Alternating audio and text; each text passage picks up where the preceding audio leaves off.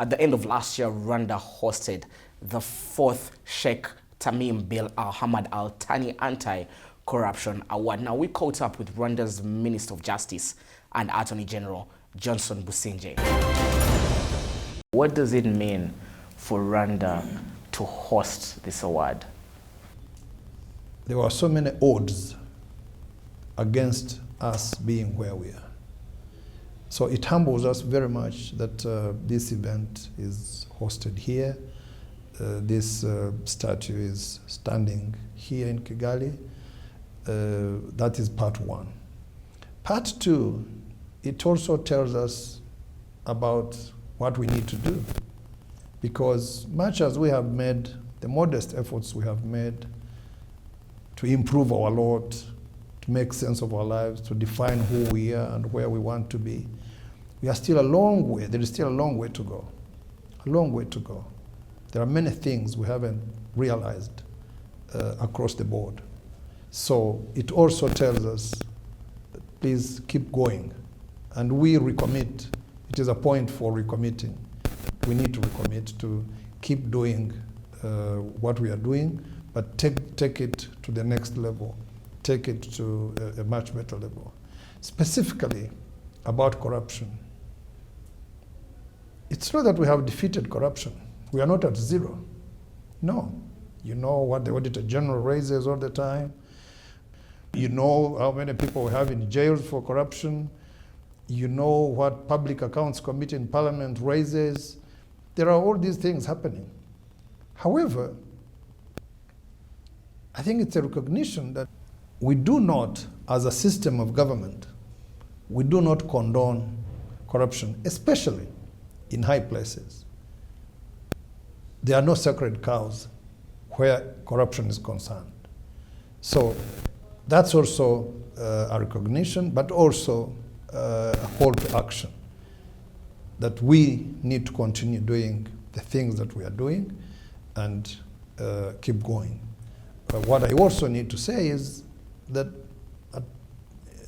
in the life of people, in the life of countries, at certain moments, you get the right kind of leadership which rallies the people around good causes, and you deliver faster growth, faster success, faster results. So I want to think that Rwanda is blessed with the right leadership in the right amount, in the right time, and we need to leverage that and move this country to the next level as quickly as we can.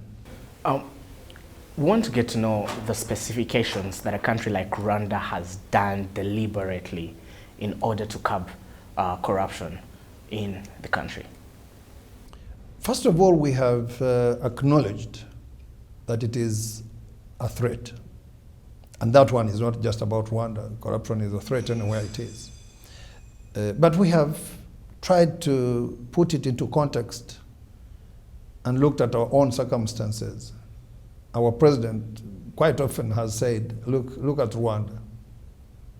What do we have?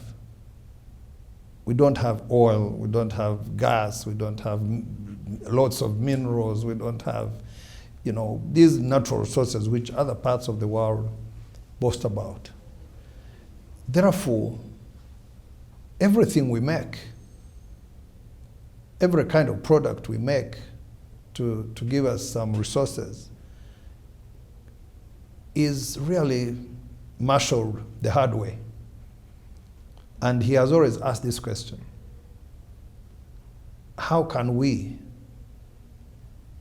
having marshaled whatever we have marshaled that hard way, how can we allow it to be misused intentionally by people who have a private interest in it? How can we allow corruption to eat into our very hard-earned resources? So that was first identification of what we face. The second thing is, what would be the result if we allowed corruption in our midst? If we allowed it, and we sort of systematically did not stand up to it, then all the things you see that we have managed to put together, we would probably be seeing the reverse of them. Our infrastructure, our education system, our health system, our justice system.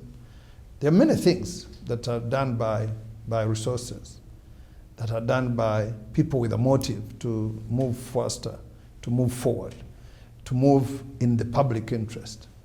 So if we allowed corruption to be part of the way we do business, then the things you see out here, you would probably not see them.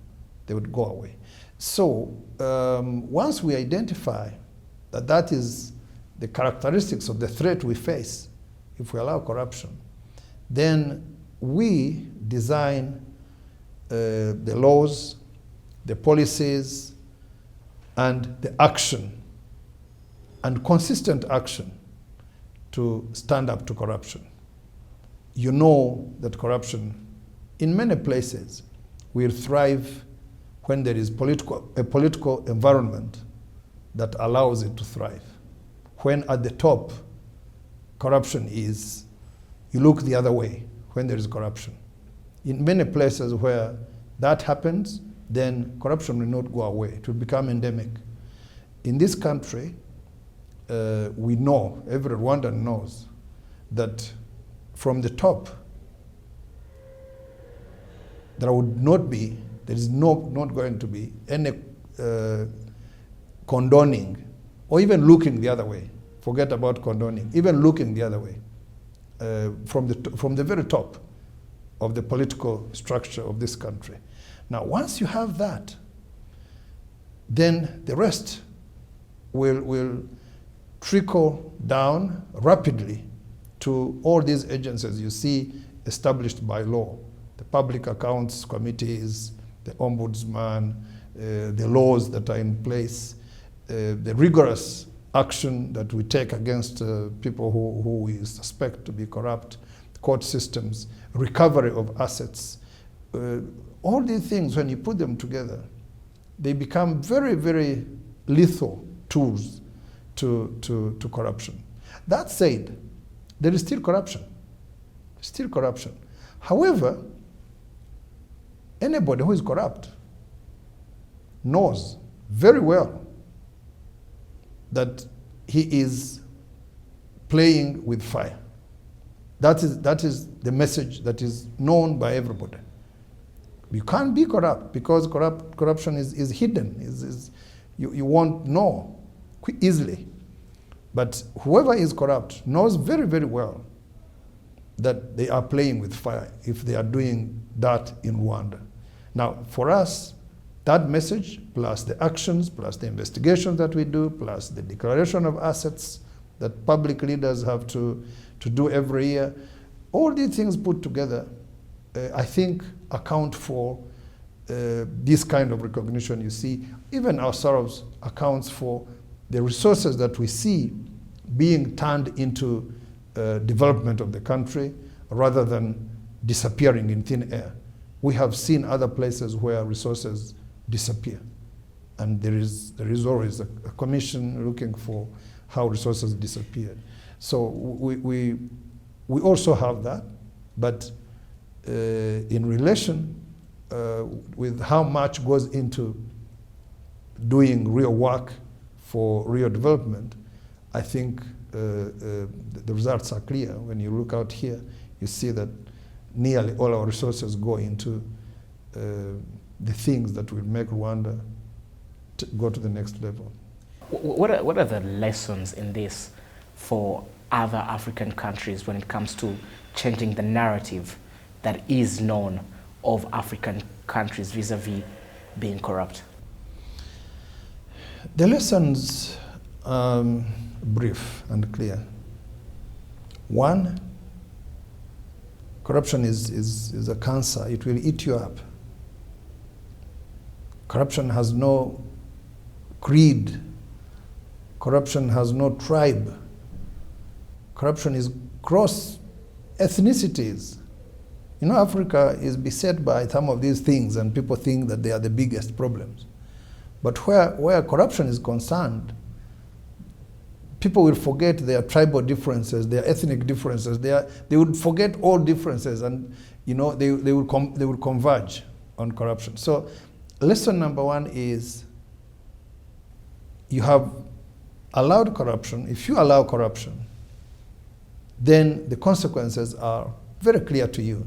Africa has been here for thousands of years. So we know where there is misuse of public resources, whether there is corruption in public administration, in governance, then you know you are killing, although I think you are killing public administration, you are killing governance, you are killing use of resources, and you are killing the future of a population. You are killing a people. The only difference is that you are not killing them one morning, waking up one morning and killing them.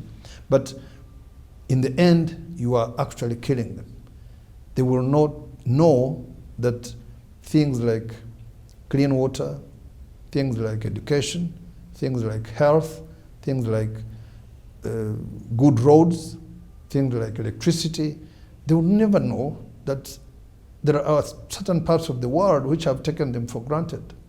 Instead, what they will do is try to run out of Africa to go and find electricity, to go and find a good road, to go and find a good health system, to go and find a good education system for their children, to go and find these things out there.